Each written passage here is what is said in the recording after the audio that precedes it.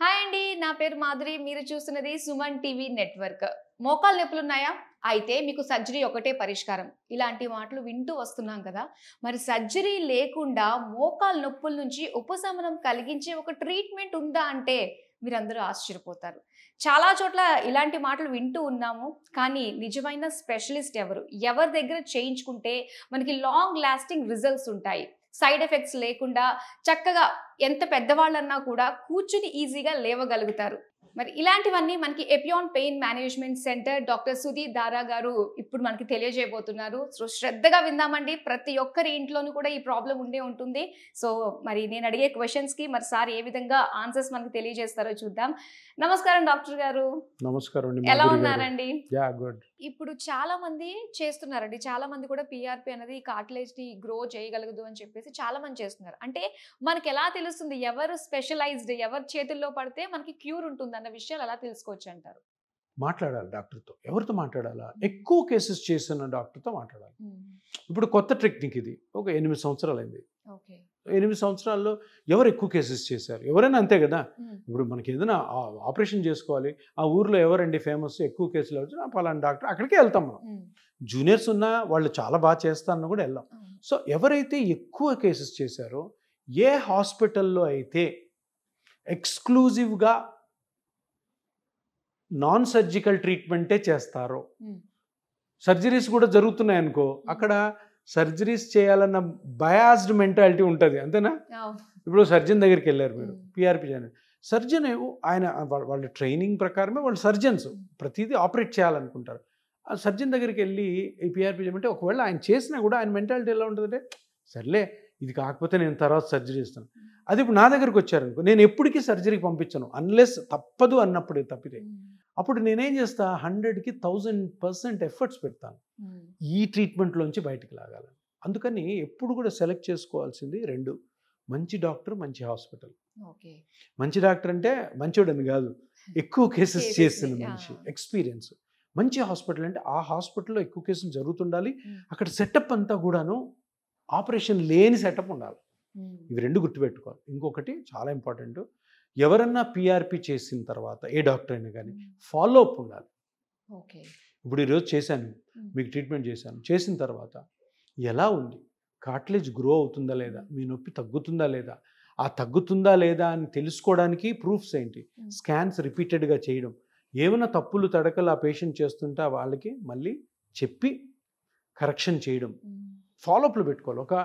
మేము ఒకసారి ట్రీట్మెంట్ చేసిన తర్వాత దగ్గర 4-5 months పేషెంట్ ఫాలోఅప్ పెట్టుకుంటాం.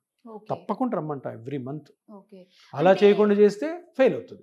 అందరూ ఏమనుకుంటారు, ఏముంది బా బ్లడ్ కదా.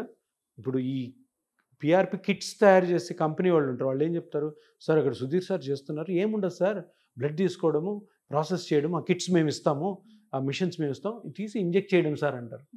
అలా చేస్తే మీ డబ్బులు వేస్ట్, ప్లస్ ఆల్సో మీకు ఎఫెక్ట్ రాదు, నొప్పులు, దాని తర్వాత పెద్ద ఆపరేషన్ పోవాల్సి వస్తుంది. వాళ్ళు చెప్పి చాలామంది స్టార్ట్ చేస్తున్నారు. అట్లా చేయకూడదు. పర్సనల్ ట్రైనింగ్ ఉండాలి. ట్రైనింగ్ లేకుండా ఏ ట్రీట్మెంట్ అయినా కూడా ఫెయిల్ అవుతుంది. అక్కడ వాళ్ళు చేస్తున్నారు సింపుల్, ఏముంది ఇక్కడ నుంచి బ్లడ్ తీసుకోవడం, ప్రాసెస్ చేసేస్తే మొత్తం మ్యాజిక్ అంతా లోపల చూసినట్లు కాదు. దీని వెనకాల చాలా సైన్స్, చాలా ఎఫర్ట్స్, చాలా పేషెంట్ కేర్ ఉండాలి. పేషెంట్ ఫాలోఅప్లో పెట్టుకోవాలి, పర్సనల్గా ఫాలోఅప్ పెట్టుకోవాలి. అలా చేసినప్పుడు మంచి రిజల్ట్ వస్తుంది. వేరే పెద్ద ట్రీట్మెంట్కి వెళ్ళాల్సిన అవసరం ఉండదు. ఇప్పుడు పిఆర్పి అనేది మనకి ఎన్ని సెషన్స్ ఉంటాయండి? Depends on the damage. ఎంత డ్యామేజ్ అయింది దాన్ని బట్టి సెషన్స్ ఉంటాయి. ఒకరికి ఒక సింగిల్ సిట్టింగ్ ఉండొచ్చు, ఒకరికి 3 ఉండొచ్చు, కొందరికి బాగా పోయింటే 4 ఉండొచ్చు, కొందరికి 2 ఉండొచ్చు. అది మనం ఏంటంటే ఫస్ట్ వచ్చినప్పుడు పేషెంట్ ఎగ్జామిన్ చేసిన తర్వాత స్కాన్ చేస్తాం. స్కాన్లో అర్థమవుతుంది ఎంత డ్యామేజ్ ఉంది, ఆ డ్యామేజ్ వల్లే నొప్పి వస్తుందా, వేరే డ్యామేజ్ వల్ల, అసలు నొప్పి రావడానికి కారణం ఏంటి, కారణమయ్యే స్ట్రక్చర్ ఏంటి అన్నది చాలా ఇంపార్టెంట్. అది చూసుకొని depending on the damage sittings ఉంటాయి. ఓకే. సో సిట్టింగ్స్ కూడా అయిపోయిన తర్వాత ఇప్పుడు సర్జరీ అంటే రికవరీ టైం ఇదంతా ఉంటుంది. సో సర్జరీయే లేదు కాబట్టి ఇప్పుడు ఈ సెషన్ తర్వాత సో వాళ్ళకి ఎలాంటి చిన్న చేంజెస్ కనిపిస్తాయి అంటారు? అసలు ఫస్ట్ సిట్టింగ్లో ఏ పేషెంట్కైనా కానీ పిఆర్పి చెయ్యం మేము. ఫస్ట్ పెయిన్ తగ్గిస్తాం, దానికి ఒక laser treatment are radio frequency treatment అంటాం. చిన్న నీడిల్తో చేసేది. ఎందుకంటే ఫస్ట్ టైం మీకు పిఆర్పి చేసాం నొప్పి తగ్గదు, కాన్ఫిడెన్స్ లెవెల్స్ ఉండవు. సార్ డాక్టర్ దగ్గరికి వెళ్ళాను, నేను పిఆర్పి చేసుకొని నొప్పే తగ్గలేదని డ్రాప్ అయిపోతారు. ఫస్ట్ పెయిన్ తగ్గించాలి, అదొకటి. ఇంకొకటి ఏంటంటే పెయిన్ ఎందుకు తగ్గించాలంటే వెంటనే ఎక్సర్సైజ్ స్టార్ట్ చేయాలి. నొప్పి ఉంటే ఎక్సర్సైజ్ చేయలేరు కదా. సో అందుకని first sitting radio frequency ablation treatment చేస్తాం. దీంట్లో పెయిన్ తగ్గుతుంది కాబట్టి ఎప్పుడు ఎక్స్పెక్ట్ చేయాలా మనము పెయిన్? ఏ రోజైతే ఇక్కడికి వచ్చి చేయించుకుంటారో ఆ రోజు నుంచి పెయిన్ ఫ్రీ పీరియడ్ ఎక్స్పెక్ట్ చేయొచ్చు. తగ్గుతుంది, ఇంకా స్టార్ట్ అయిపోతుంది. సో నెక్స్ట్ పిఆర్పి సిట్టింగ్స్ ఎన్నైతే ఉంటాయో దాంట్లో ఏం జరుగుతుంది, దాంట్లో నొప్పి తగ్గదు, గుజ్జు పెరుగుతూ ఉంటుంది. సో ఈ రేడియో ఫ్రీక్వెన్సీ అబ్లేషన్ వల్ల జరిగిన నొప్పి రిలీఫ్ ప్లస్ ఆ కార్టిలేజ్ గ్రోత్ రెండు కలిపి దగ్గర 4-5 months దగ్గర ఎక్సలెంట్ రిజల్ట్ వస్తుంది. మంచి రిజల్ట్ 4-5 months వరకు వెయిట్ చేయాలి. అప్పటి వరకు ఫాలోఅప్లో పెట్టుకుంటా అని చెప్పాను కదా. ఎందుకు? ఈ మొత్తం ప్రాసెస్లో పేషెంట్ కరెక్ట్గా ఉన్నాడా లేదా, మనం చెప్పిన పనులు చేస్తున్నాడా లేదా, ఏమన్నా తప్పులు చేస్తున్నాడా, మన ట్రీట్మెంట్ ఏమన్నా కొంచెం రాంగ్ వేలో పోతుందా, మళ్ళీ కరెక్షన్ చేసుకోవడం కోసం. సో ఇంత ఉంటుంది పిఆర్పిలో. జస్ట్ సింపుల్ ఒకసారి ఇంజెక్షన్ వేసేస్తే పేషెంట్స్ కూడా ఎట్లుంటుందంటే ఫోన్ చేసి మా టెలికాల్ కొడతాను, మీరు పిఆర్పి ఎంతకు చేస్తారని చెప్పి ఏదో సబ్బు కొన్నట్టు ఫోన్ కొన్నట్టు మా టెలికాల్ స్నేహితులు చూడమా, అట్లా అస్సలు ఉండకూడదు. డాక్టర్ గారు మిమ్మల్ని ఫస్ట్ చూడాలి, చూస్తే అసలు మీ కండిషన్ ఏంటి, మీరు పిఆర్పికి ఫిట్ అవుతారా లేదా, ఒకవేళ ఫిట్ అయితే స్కానింగ్ చేసిన తర్వాత ఎన్ని సిట్టింగ్స్ మీకు అన్నీ వివరిస్తారు, అప్పుడే తెలుస్తుంది. ఇప్పుడు టెలికాలర్స్ అన్నవాళ్ళు డాక్టర్లు కాదు, ఈ కాస్ట్ ఎంత వద్దని. పేషెంట్స్ కూడాను ఫస్ట్ ఆఫ్ ఆల్ ఎలా కనుక్కోవాలంటే ఇదో కమాడిటీ లాగా తీసుకోకూడదు, ఇదొకటి వస్తువులాగా. ఎప్పుడు కూడా చాలా డిసిప్లిన్ తోటి క్రమశిక్షణతో డాక్టర్ గారి దగ్గరికి వచ్చి కరెక్ట్గా కనుక్కొని కరెక్ట్గా మాట్లాడుకొని కరెక్ట్ ఇన్ఫర్మేషన్ తెలుసుకున్న తర్వాతే మనము ఆ ట్రీట్మెంట్కి యాక్సెప్ట్ చేయాలా. యాక్సెప్ట్ చేసిన తర్వాత డాక్టర్ గారు చెప్పిన జాగ్రత్తలన్నీ కూడా వినాలి. అప్పుడే ఇది ఎక్సలెంట్ ట్రీట్మెంట్గా వస్తుంది. ఇప్పుడు ఏంటంటే కాస్ట్ కూడా చూసుకుంటూ ఉంటాం. ఓకే, పలానా ఆయన దగ్గర ఒకే పేరు ఉంది, కాస్త తక్కువకే చేస్తున్నారు కదా, దాని వైపుకి చాలా మంది వెళ్ళడానికి కొద్దిగా ఇంట్రెస్ట్ చూపిస్తూ ఉంటారు. సో అలా మన మైండ్ సెట్ని ఎలా మార్చుకోవాలంటారు? చాలా తప్పది. హెల్త్లో కాంప్రమైజేషన్ ఉండవు. ఎప్పుడు ఎవరు ఏ పేషెంట్స్ దెబ్బతింటారంటే ఇటువంటి పేషెంట్సే. అక్కడ 10 రూపాయలు తక్కువ చేస్తున్నారు, అక్కడ పోయి చేస్తున్నారు, చాలా తప్పు. ఎందుకంటే రిజల్ట్ రాదు. రిజల్ట్ రాకపోతే నీకు ఆ 10 రూపాయలు వేస్టే కదా, వేస్టే. మళ్ళీ బాధపడతావు, ఎక్కడో అప్పు తెచ్చి చేసుకుంటావు. సో అందుకని ఎప్పుడు కూడాను ఒక 4-5 రోజులు ఆలోచించాలి, అడగాలి ఎక్కడికి వెళ్ళాలి, ఈ ట్రీట్మెంట్ నేను తీసుకోవాలనుకుంటున్నాను, ఎక్కడైతే బాగుంటుందని.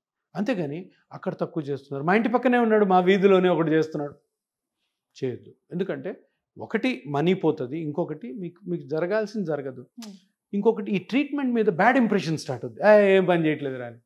సో మనం పబ్లిక్లో క్రియేట్ చేయాల్సిన అవేర్నెస్ ఏంటంటే, బాబు ఎప్పుడు కూడాను హాస్పిటల్లో మీరు తీసుకునే ట్రీట్మెంట్ని ఒక వస్తువులాగానో లేదు అక్కడిక్కడ తక్కువ చేస్తున్నారని అక్కడిక్కడికి పోయి చేసుకోవడం చాలా చాలా తప్పు. నేను చాలా ఇంటర్వ్యూస్లో చెప్పాను, ఎవరు కూడా దగ్గర ఉన్న డబ్బులతోటి బెస్ట్ డాక్టర్ దగ్గరికే పోగానే బెస్ట్ ఇప్పుడు ఇటువంటి ట్రీట్మెంట్ కొన్ని ఏమైనా జనరల్ హాస్పిటల్లో కూడా చేస్తున్నారేమో, అక్కడ పెద్ద డాక్టర్స్ ఎవరుంటే అక్కడికి వెళ్ళండి, డబ్బులు తక్కువ. అంతేగాని డబ్బులు తక్కువ ఉన్నాయని చెప్పి ఎక్కువ ఎక్స్పీరియన్స్ లేని డాక్టర్ దగ్గరికి వెళ్తే ఎందుకు ఎక్స్పీరియన్స్ లేని డాక్టర్ దగ్గరికి వెళ్తే జరగదు అనేది కొత్త ట్రీట్మెంట్. ఇంకా ఎక్స్పీరియన్స్ రాలే చాలా మందికి, చాలా తక్కువ మందికి ఉంది ఎక్స్పీరియన్స్.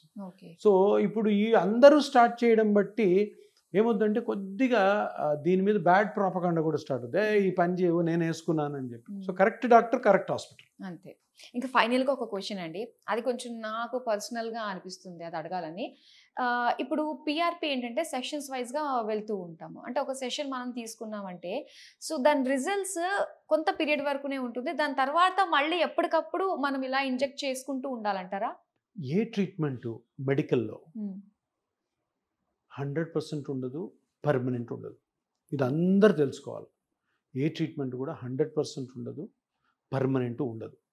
ఏదైనా ట్రీట్మెంట్ పర్మనెంట్ అని ఎవరన్నా డాక్టర్ చెప్తే ఆ డాక్టర్ నమ్మొద్దు. సింపుల్. పర్మనెంట్ అనకూడదు, లాంగ్ లాస్టింగ్ అనొచ్చు. ఎట్లా ఎక్కువ కాలం పనిచేస్తుంది, టెంపరీ కాదు.